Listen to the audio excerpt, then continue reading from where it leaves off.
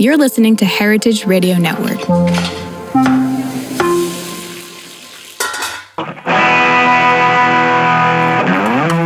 Hi everyone, welcome to Potluck Food Talks. I'm here with Hattori Hanzo, the tuna fish master Phil Walter, and we're going to talk about, wait for it, tuna. Hey. Nice one, how are you doing? Good, man, good. Summer is great. Good old walking around in the city, eating new pinchos, and I became member of a Sociedad, which is quite an achievement. That's half a Basque passport. That's amazing, congratulations. That's not an easy thing to do. It's like a secret society. Yeah, there are always these long wait lists. But somehow, I saw the opportunity. I was like, who is the president of this Sociedad? Because a friend became a member. So I called right away, and it lasted like for a week. And apparently they kicked someone out for me to get in. And so I started, for people who don't know, a Sociedad, which is the way it's called here in Gipuzkoa, in the Vizcaya area of the Basque country, they call it choco, like chocolate, which means like little corner. And it's basically a supper club, so people get together there to cook, only members. Up until not long ago, it was only men in the kitchen. The Sociedad that I became a member, they changed that 3 years ago only. Up until That's crazy. But there are still many, especially like all over the Basque country, where women are not allowed in the kitchen. But it seems like it's like a tradition. Women are cooked at home in many cases, so in a Sociedad they will be just catered, and that's the idea behind it. The thing is, nobody asked women if they agreed with that. That's the thing, yeah. That's the thing, yeah. Hey, in a Sociedad, is there a sort of like dress code? Or can you come however you want? Or is it kind of expected to dress up a little bit? No. Okay, this is very important because Sociedad, they appear in Anthony Bourdain San Sebastian episode and in some other things, and there are like this romanticism around them. Like people feel like these are like secret societies where people go to debate about the origin of parsley, and that's not it. As you do. It's like a social club. Actually, the Sociedad is more important than the gastronomica word, because a lot of people go there just to have a space to drink for retail costs. You buy a beer there, it costs the same as a supermarket, but because you're a member, you have a table, so you can use it. There is even people. So this is how it works. You bring your own food, you cook. There are big kitchens with big equipments and everything. You can do whatever you want.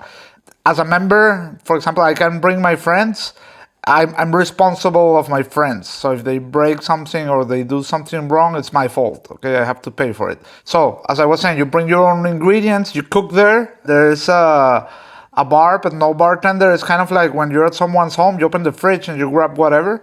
At the end, you pay the drinks. Like me as a member, I have to count everything and charge myself and pay myself. There's a digital booking system nowadays, digital POS systems. So you pay, and that's the best of the part of the Sociedad is that you go home. You don't clean anything. Cleaning crew arrives, and they take care of everything.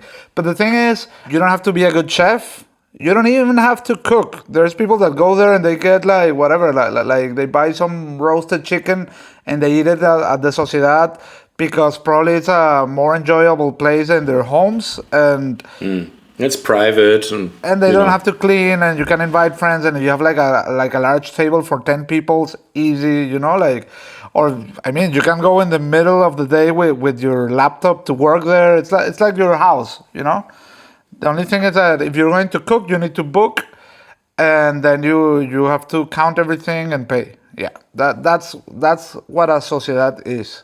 And I self-imposed myself the rule of cooking only 100% ultra mega Basque cuisine. That's my rule. Like, I want to, there are many super nice Basque dishes that I've eaten many times, but I've never cooked. So I want to, like do the whole game, all the levels, like up until documenting everything properly, up until I have like 100 Basque recipes. Yeah. So and my first one was Marmitako, which is a tuna stew. I asked around, like I had some friends, and so I was like, "Tell me a Basque dish," and my friend Iñaki said Marmitako, and I was okay. So I booked, I invited friends, I organized everything, and then I was talking with our friend Fernando Palacio, the one who tried to murder us in a forest like a Basque terrorist. And he said, I do like a super nice marmitako. And I was like, okay, perfect. So I have someone to teach me. So we bought everything. It's a super nice stew, man. Like, like you cook this base with lots of peppers. Like this Basque sofritos always have like this tender onions and leeks as well. Pimiento choricero, like 3 jars of it. Some tomatoes as well. So you do like this super nice base with fish stock. So like this strong tomato pepper kind of base, a little bit of chili as well, some bay leaves. And then you cook bonito in it. Albacore tuna is the way it can be called in English, even though like a lot of people know bonito. That's the tuna that you find here in the region. It's part of the Cantarian Sea. It's usually not like a super big fish, like a super big tuna compared to other tunas. Like a bonito can be, I don't know, as big as a watermelon, sometimes bigger. I mean, it could be like half a human body also. That would be like a very big one.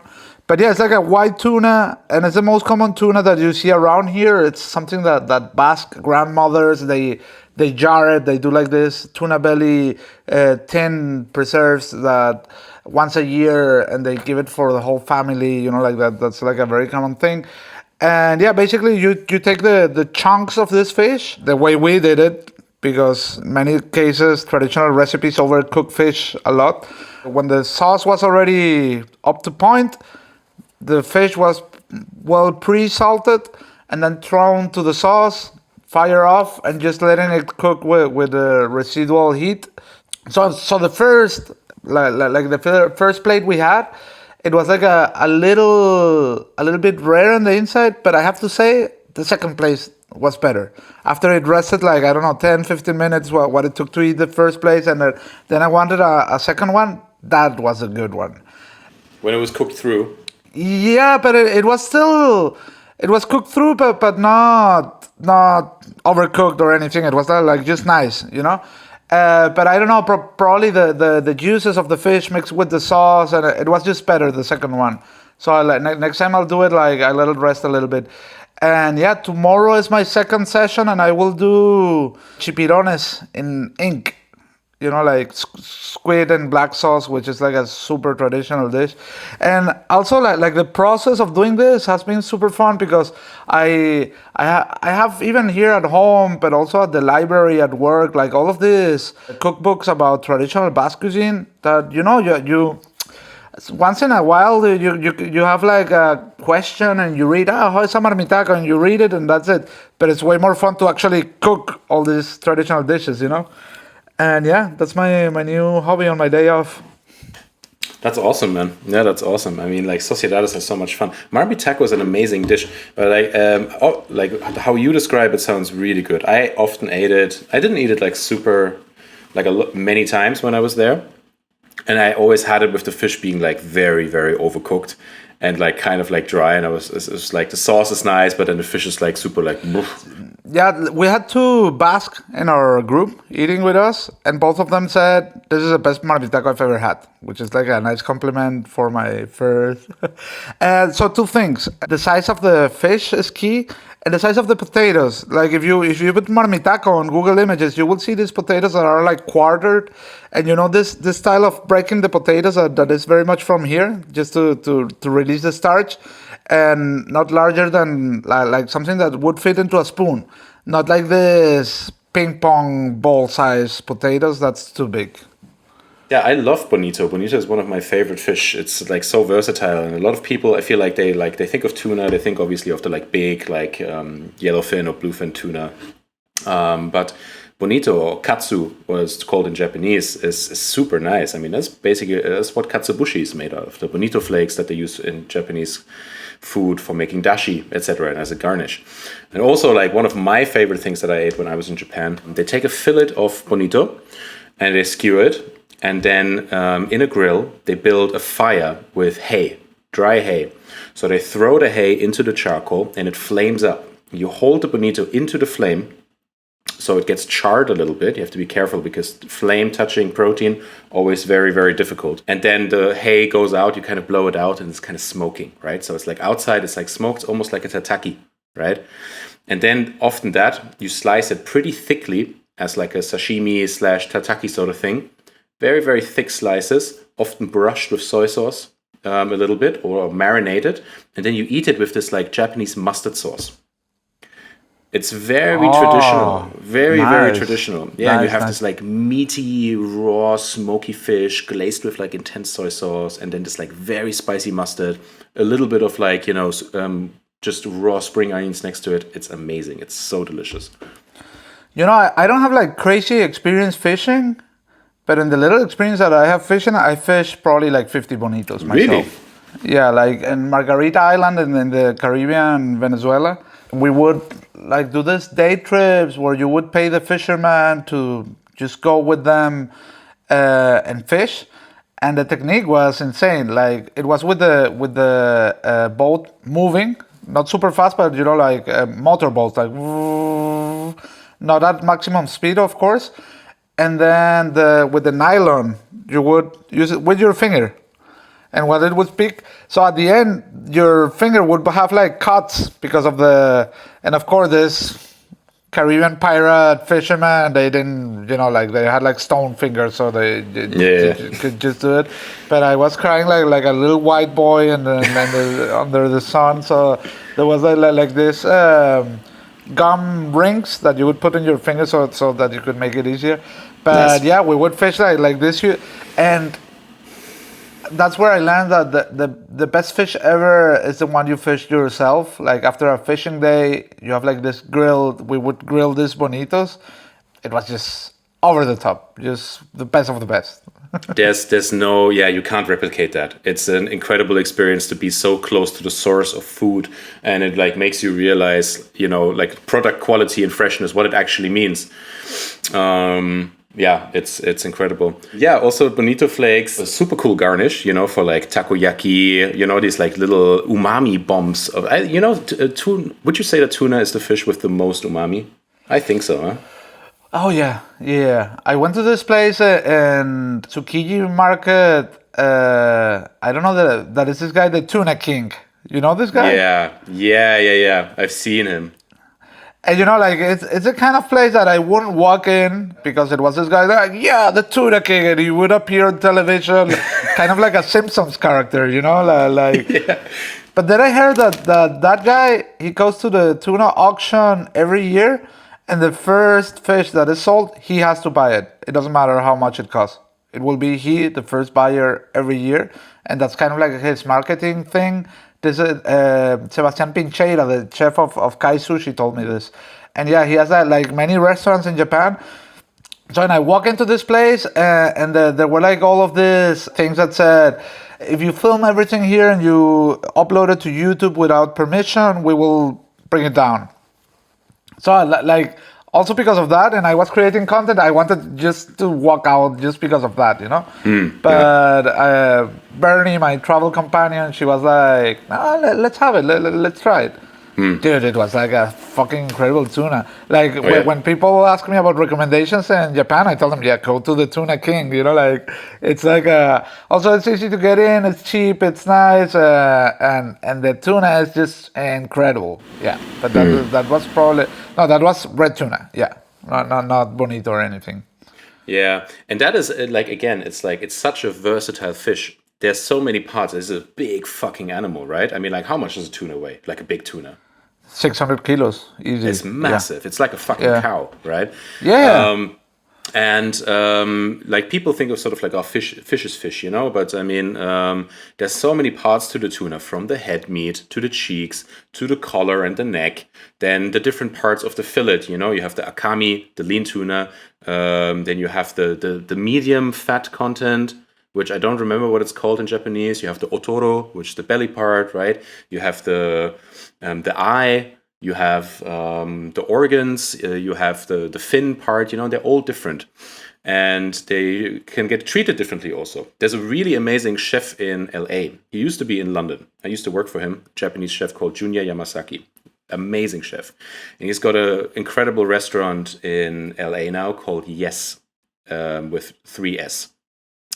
And what makes this guy special from what he did in London, but also what he does in California now, is that he cooks, for me, what I feel like is just pure, authentic Japanese food without like importing shit. So he uses local ingredients and approaches them full on with Japanese mentality. He did that in England, which was very interesting, with all the wild plants in England, and he does that now in California.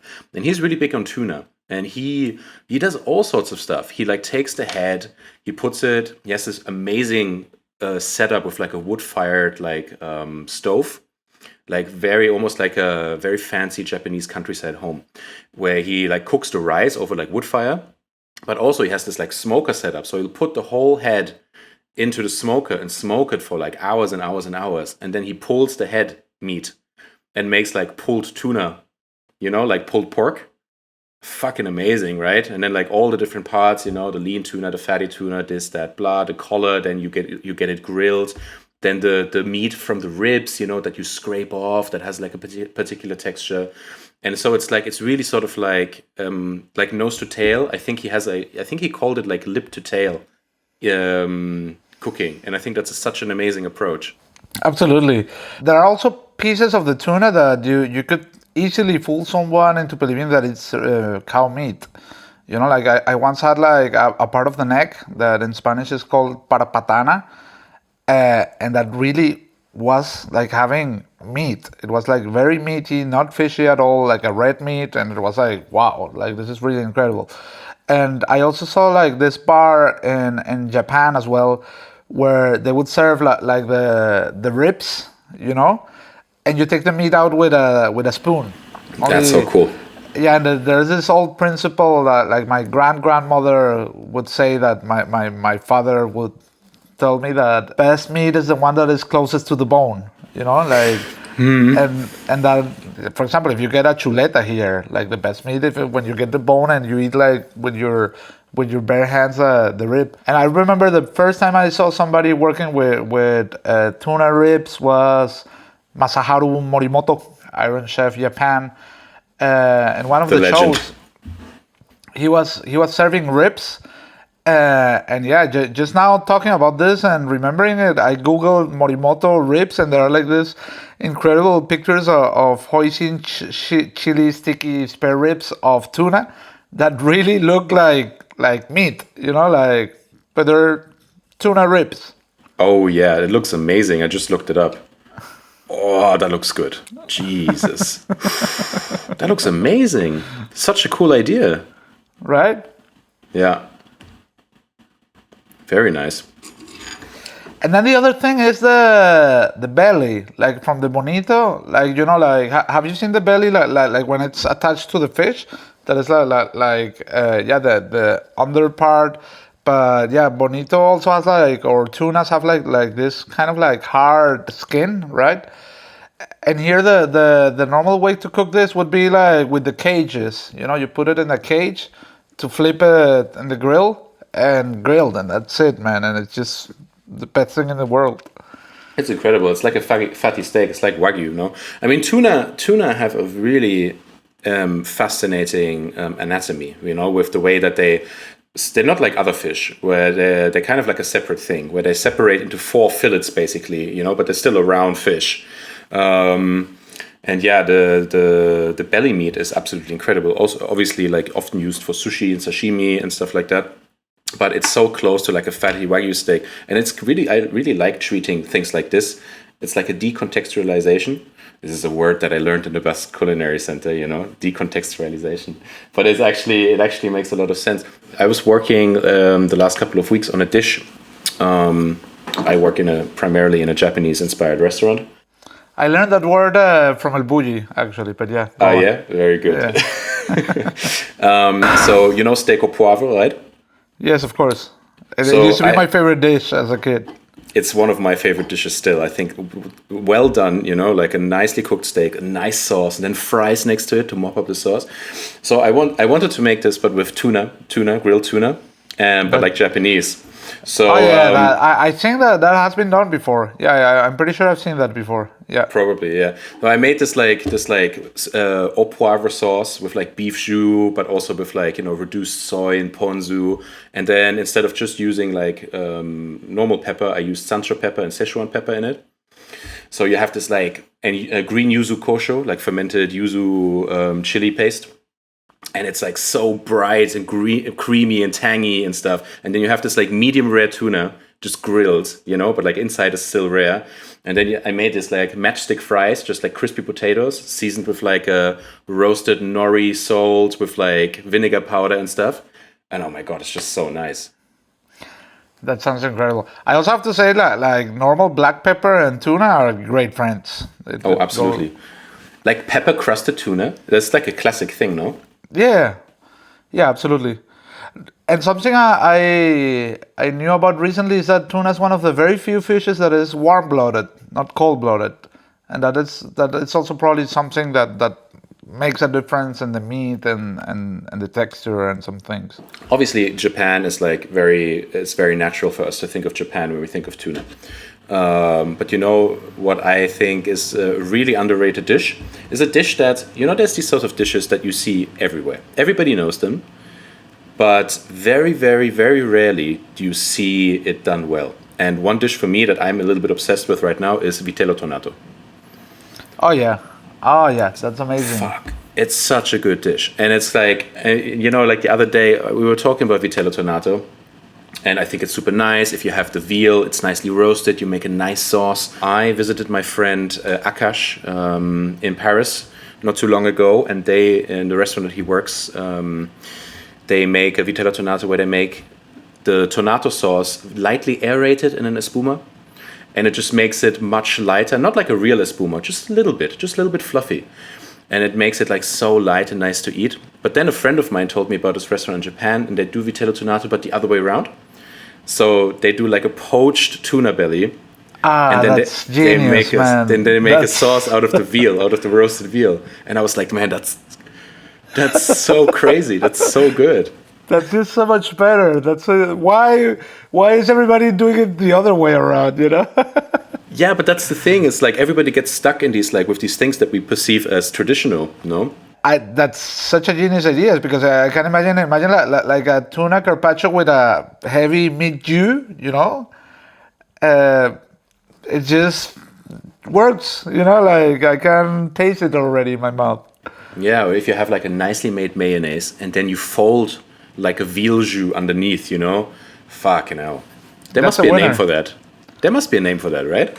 Mayo with meat jus, for sure. Yeah, for sure. It's kind of like a sauce feuillotte is like a hollandaise that you then fold jus into. That's very, very nice also, but something along those lines. And I remember in that episode with Masaharu Morimoto, he would also do the fucking bone marrow of the tuna. He would serve that.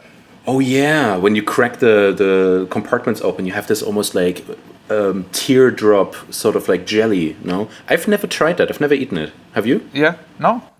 But that was also very interesting. And yeah, you also have the cheeks. You know what I've never seen? And a tuna has to have one. Because as far as I know, every fish has one. A cococha. Ah, a cococha, yeah. A cococha. I mean, every fish has one, right? As far as I know. Part of the jowl, I guess. No, the jowl is always a very nice part of the fish, also. Also, something I would think about, in Venezuela, tuna is ultra common, but it's canned tuna. It's something that you get in sandwiches to bring to school, like or tuna salads you cook it at home, or even when there were like these programs where they would give government funded food to whoever it needed. It was tuna. It was like super crappy tuna, but it was tuna. But so I grew up first with this idea of canned tuna as a thing. Like you don't even think about where it comes from. You think it grows in a can as a little kid, city boy, like, and then you grow up and you see like, oh, that thing that is on the sushi, that super nice red fish, is the same thing that is in the can. It's like, Yeah. Okay, why do they fuck it up like that? Yeah. I always wondered that. There wasn't a lot of stuff that I didn't like as a kid, but canned tuna was one of them, and like how a lot of people, it's like delicious to them. It's sort of like, oh, canned tuna on like a piece of toast. For me, that was always like, no way. Nowadays, I've gotten around to it. But also... but there are also levels of quality, okay? That's what I was just going to say, yeah. Yeah. Like, for example, like Bonito del Norte, a canned or tinned or in a jar Bonito del Norte, or a good tuna belly canned, that's incredible. Like to put it in like in a Russian salad or in a Vitello Tonato or this kind of things, it's just incredible, I remember when I was living in San Sebastian in Tamboril, I ate a salad with tuna belly and tomatoes and onion. Like, that was it. But the tuna belly was like confit in oil and preserved so nicely. It was such a fucking delicious thing. And I think this is also a very underrated technique. There's like confit and escabeche and all these sorts of things. Really, like if it's done nicely and you take care of the cooking of the fish, it can be absolutely spectacular. You guys, you're serving stuff with tuna right now, aren't you? We're serving a fuck ton of tuna. Yeah, right? Yeah. By the way, on the foie episode, when I asked like, and where are you sending the halal foie gras? And they told me Dubai. They're buying all of our foie gras. People love fucking foie gras here, man. Yeah, super nice. But I saw some dishes you were serving. Is it possible that it was a tuna with truffles or something like that? Yes, potentially tuna with truffles. But yeah, potentially. Okay. What do you have now on the menu with tuna? Well, I mean, we have all sorts of stuff. No, we have chutoro sashimis. We have all sorts of nigiris and hand rolls. We have like we're really big into hand rolls right now. That's actually a thing where there's tuna and truffle together, and I only really realized a couple of days ago, and I would have never made that connection, but it works really well. So I'm trying to get into sushi. I'm trying to learn how to make sushi, right? Because I've never learned sushi. And it's actually quite difficult. In theory, it's easy, but you have to get the practice and the making the nigiri. It's like there's so many small steps. So whenever I can, I spend time with the sushi team, and they very patiently teach me. And so at one point I was like, okay, let's make some maki rolls. And they were like, let's make some spicy tuna. And so he starts mixing the tuna, and he was like, yeah, tuna, a little gochujang, and then a little bit of the sriracha, and blah. We make our own sriracha in house. And then he was like, and now I'm going to add some truffle oil. And I was like, really? Like truffle oil to spicy tuna? And he was like, yeah, just a little bit. You don't really notice it. And he did to the spicy, fragrant tuna mix. I see, and it 100%. It just brought the complexity to a complete other level. And I was like, man, fucking hell. If I ordered this maki, I would never guess that there's truffle in it, but it just works. Yeah, absolutely. Yeah. We also have this really nice, it's a bestseller at the moment. We have this really nice little bite. We were doing it for our chef's table, but now we put it on the menu because it's just so popular. We make these little tartlets of nori. So you have these like little crunchy nori tarts, super delicious. And then we make a tartare out of akami and otoro. So you have lean tuna and fatty tuna together. We dress that with a little bit of shallot, just raw shallot, and a little bit of like a intense sort of sweetened soy sauce. And then we put that into the tartlet, make a little base. Then we have like a little light mayonnaise made from yuzu kosho. Just goes inside a little bit more tuna. And then on top, you just get some caviar, some miyoga, and a little bit of chive, and that's it. And you eat it in like one go. And it's just like one bite of tuna, yuzu kosho, caviar. It's like the perfect bite. It's so delicious. that's it for this week's episode of Potluck Food Talks. If you like what we're doing, make sure to subscribe to the podcast so you never miss an episode. You can also find us on Instagram and TikTok as Potluck Food Talks. The show airs every Monday.